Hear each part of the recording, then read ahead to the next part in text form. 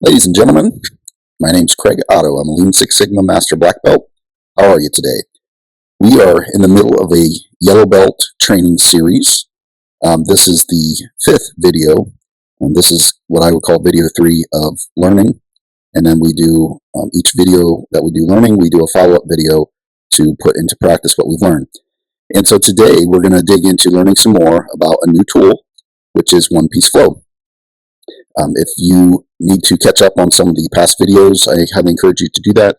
You can do that on my YouTube site, or you can go to www.ottoopx.com to find more information on this and much more. So with that, we're going to go ahead and get started today on learning about the One Piece Flow and using it as a tool. Just as a quick reminder though, I do like to kind of refresh everyone on we use the value stream analysis initially to kind of identify and make a plan on how we're going to eliminate waste. And then we create what I'll call child events, with the parent being the value stream analysis, the child being the rapid improvement events, as well as problem solving. And within the rapid improvement events, we implement tools like 6S, and what we're going to learn about today is One Piece Flow.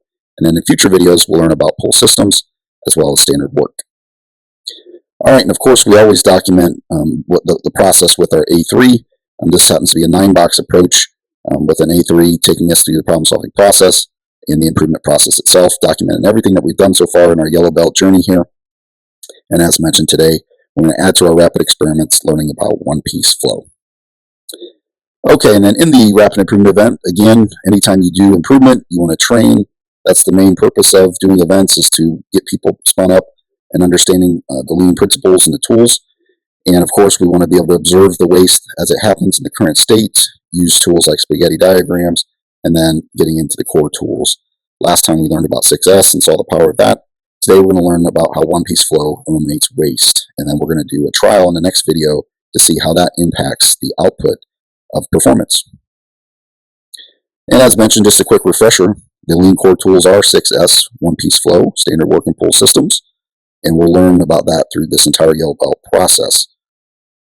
Today, we're going to, as mentioned, going to talk about One Piece Flow in detail. One Piece Flow is a principle that I would say is probably the most principle that is denied. Many people don't like One Piece Flow because it forces you to problem solve.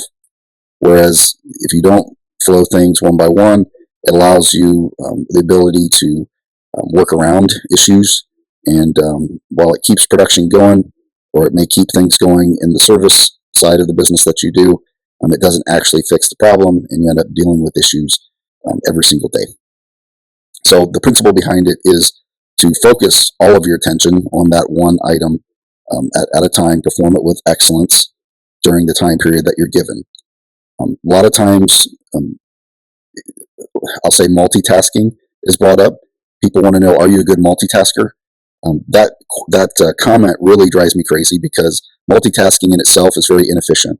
You basically do a lot of different things, but you never get anything done. Whereas One Piece Flow or One Need Flow is about making sure that you do get things done in a timely manner, one by one. Doesn't mean you can't work on a lot of things at once, but you need to focus on getting things done as a part of having a lot on your plate. And so we go to this concept of build one, flow one, and flow it with tact time. You'll hear me say tact time a lot during this. Tact time is just the amount of time that you have available, and then you divide it by the demand of whatever you need. So if you have a available 8 hours and you need to get 4 parts out, your tact time is 2 hours, meaning the beat of the process, every 2 hours you should have a part that comes out. And so within that, you may have multiple processes within tact time, and that's okay to get those things done. And then once your tact time is up, then you flow it to the next operation, which could be to a different person or a different department or what have you. I mentioned a lot of folks really struggle with One Piece Flow, and so they'll do what's called batch building. You'll see that this happens a lot during more component type processes, things like plate processing, where you're doing a lot of cutting out of large plates and you're making multiple parts. You'll see it in injection molding, machining. You'll run big batches. What that does is it allows you to reduce the amount of setups that you have, and so it becomes, quote, efficient. And while that's true, it's efficient for that process. it actually creates sub-optimization. And so even though it's better for that department or that process, it could actually hurt the overall value stream a lot more. And so I usually tell people, if you want to batch build, that's fine, as long as the batch quantity, the time that it takes to do that batch, is less than the takt time, meaning that available time divided by demand. And I gave the example of 8 hours available divided by 4 parts. That gives you every 2 hours. So as long as you can get the batch of work done within that 2 hours, it's not a problem. So batch building can be okay. Where it becomes a problem, though, is when it takes longer than takt time. To me, that becomes not acceptable, and so you have to look at different options where you use maybe a little bit more advanced tools like quick changeover. You look at reducing the batch sizes. You look at, if you have to, creating standard WIP in front of the flow line. And that standard WIP is all well and good. It can be a good buffer, but the problem is that's also inventory, and so that creates costs. And so this is why I say, it's hard, because batch building does allow some better performance for an individual department. And the other struggle is not many people look at the overall process unless your business is actually set up by value streams. So I caution the use of it, but just know when it's appropriate and when it's not. And we'll go ahead and do some examples here. Here's an example of a batch build process on the left, and it's going to feed a one-piece flow process. The takt time bar down below is just the timer. And when that bar, when the white gets all the way empty down to just the gray, that means the time is up. That means it's time for the whole process to repeat again. And so we'll just go ahead and watch that here. And so you can see the product moving through one-piece flow, and then it pulls from the batch build. You see with the batch build, you got quite a few parts there, and that's a complete cycle. And then the takt time continues. It doesn't stop. Takt time is always happening from one step to the next. And so you can see it just keeps building with each takt time, pulling from one part to the next, one station to the next with one-piece flow, pulling from that batch build process. And the challenge, though, is what happens when that batch runs out. Maybe the other department right now is building the parts, but they're not one-piece flowing. So they could send a part over, but instead they're building it all in batches. And so what ends up happening is each takt time, now we have an empty station in station 1. And then now we have an empty station in station 2. And what that does is there's people in those stations. What are they doing if they don't have any product? They're not doing anything, which means that it's just cost. People have livelihoods, right? We don't just send them home and not pay them. If that happens too much, people will get different jobs. So what ends up happening is the company will pay them for their time, but it's wasted because there's nothing for them to do, because the other department is, quote, being efficient, building their batch. And then finally their batch arrives, right? But they send over 10 parts. Well, that's great, but we could have used 1 or 2 parts, the few takt times before that. So you can see there's a gap here. And even though that batch was ran efficiently, it doesn't really matter, right? That you may have saved some money on the batch building, but you've already lost that money at least twofold or more on the one-piece flow process over here, because there's nothing for those folks to work on. Okay, so that is just a high-level alternative to one-piece flow, which is called batch building. Again, it's okay as long as the quantity and time is less than takt time. If it's more, then that's not really acceptable. You need to kind of work through that, and you might have to use quick changeover tools and so forth. But the biggest thing I want you to realize is batch building sub-optimizes. It may be efficient for that process, but it hurts the overall value stream. All right, another alternative to one-piece flow that generally businesses like to use is called bay build. This is something that is, to me, it's acceptable if there's a non-standard process. In other words, if the process itself has a lot of non-standard things that change depending on what comes in. There you can use what I would call a bay build, where you have multiple bays, and then you just kind of work through whatever that non-standard work is and keep the product moving from there. Typically, we use bay build for processes that have extremely long cycle times as compared to the takt time. And the nice thing about bay build is it does allow you to create audibles if sort of that lead unit has a problem, right? It allows you to start working on a different bay with the same process and kind of leapfrog the one that's having the issue. And so it does give production that flexibility, and that's why typically production loves bay build, is because it gives them the most versatility. But at the same time, it won't force them to address the issue, so they'll continuously be having these problems happen every day, and no one will address the issue because it is not apparent because of this versatility that bay build gives. And the other aspect of this is these bays, if you have like 4 different bays doing the same work, each bay needs the same tools, the same materials, the same conveyances, equipment, fixtures. So essentially you're buying, if you have 4 bays, you're buying 4 times the amount that you need. 4 times the amount of tools, 4 times the amount of conveyances, equipment, fixtures. You have a lot more material that has to be on the floor. And but that's kind of how it works, right? It's a womb to tomb, meaning start all the way through to the end of the process. And that creates a lot of cost to accommodate that, all these extra things so that you can run the same process in multiple stations. To me, this isn't really acceptable for any type of work that's repeatable. You could do what I call moving the people. It's almost a quasi one-piece flow, but sometimes if the product you're moving is extremely large and you have to crane it, that takes a lot of time. So instead of craning it from bay to bay to create one-piece flow, one of the things that you can do is actually just move the people with like tool carts, and they can do station to station each tack time. Anyways, we'll go ahead and take a look at a bay build. I have 4 bays here. Down at the bottom left, you can see the key. The triangle is the material that you need. The tooling is the circle. Fixtures is the diamond, and equipment is the square. And you can see each of the different bays need the same things because that same work happens in all those bays. So that's the extra cost there. And just like last time, we're going to have a tack time meter here. And then the bars within the bays kind of show the amount of work that's left. So if it's completely blue, that means it's complete. If it's completely orange or yellow, that means that it is a start of a new build. All right, so we're going to go ahead and use the new tack time here. You can see the work being done in all the bays, trying to work down the amount of work, and you see in bay 4 just finished within the tack time. That's all well and good. We got one out just as we needed to. And let's say the next tack time, though, we have an operator that missed, and the supervisor doesn't realize it and does not put anyone in bay 3.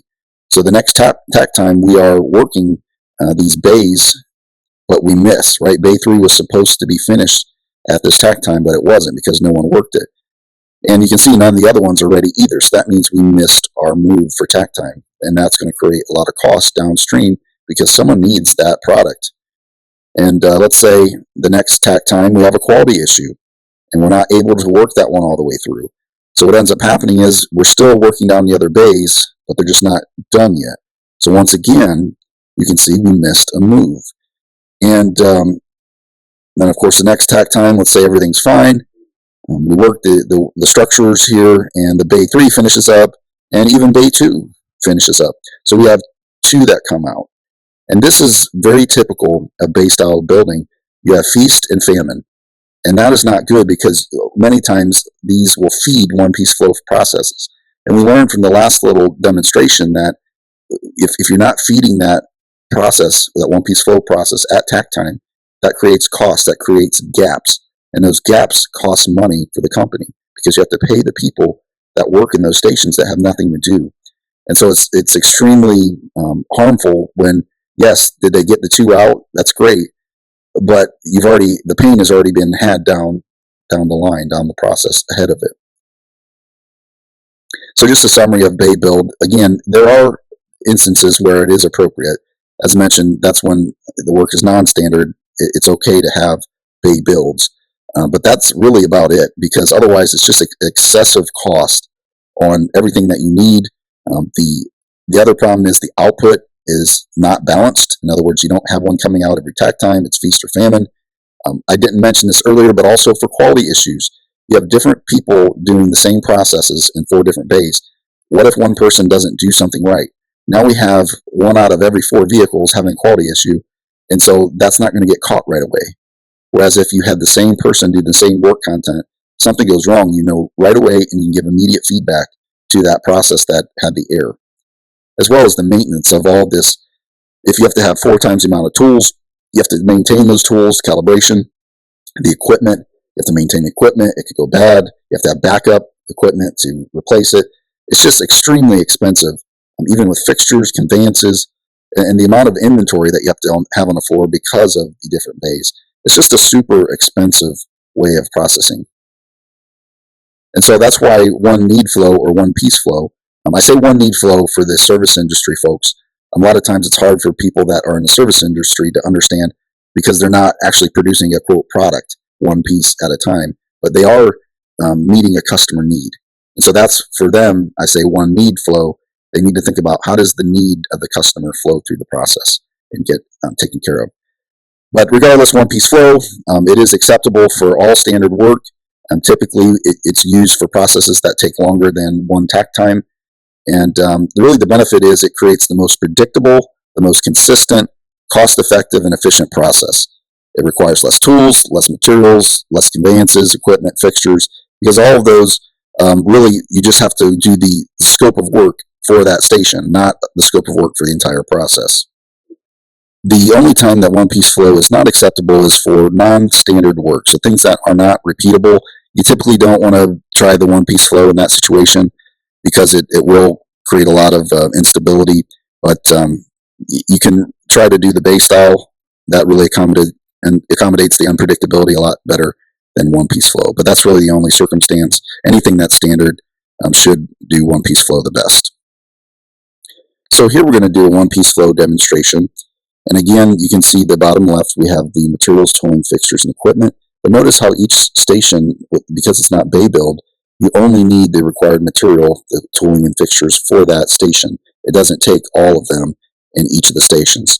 And so that's a lot less maintaining of all of those different items. And it's a lot less space. It keeps things very tidy. It's easier for 6S and so forth. So we're going to do the same thing here. We're going to go ahead and watch a takt time and see how it processes through the process for a one piece flow. So you see each of the different items moving through at the pace of takt time. And then once the takt time is done, the next takt time begins, and it just keeps flowing through the process. Now, if any issues happen during the one piece flow process, quality issues, someone's not there, you always got to keep the line filled, and you always have to address the issues immediately, get those flow stoppers addressed. And that's what allows this to be so successful is you don't ignore the problems, you fix them. But it's also why it does fail sometimes is because it will shut the line down until you fix it. And production sometimes it's just easier having that bay style to kind of work around the issue instead of shut things down. And so once again, just a summary, this one piece flow is really good for standard work. It does allow less tooling, materials, conveyances, equipment, fixtures, and it's best used in most cases that are longer than takt time, and it's really the most beneficial in all production types of processes as well as one need flow processes.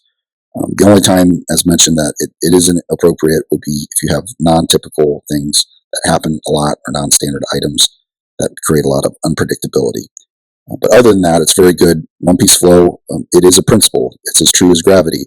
It's not something that doesn't work sometimes. And as I mentioned with the assumptions, if those are the assumptions where it's acceptable, it works all the time. And it creates an accountability for your organization to address the issues as they happen and really keep that flow going. So that's really what I summarized there. It is a principle. Do not ignore it. Principles are timeless, self-evident, and they're true all the time. So make sure that you use that to your advantage and flow things. It's all about flow. The waste that we're trying to eliminate is the flow stoppers, the quality issues. We want to keep that value flowing, and that's why one piece flow is a principle. And you build to that customer demand, that takt time, that heartbeat of the process. All right, so that concludes the training for one piece flow. The next video will be about how we're going to put this into action with our Lego simulation, and we're going to see what does the one piece flow tool do for our outputs in terms of product, as well as our metrics, in terms of cost and quality and schedule. Thanks for joining me. Please, as a reminder, check out ottoopex.com. Please like and subscribe to my channel on YouTube.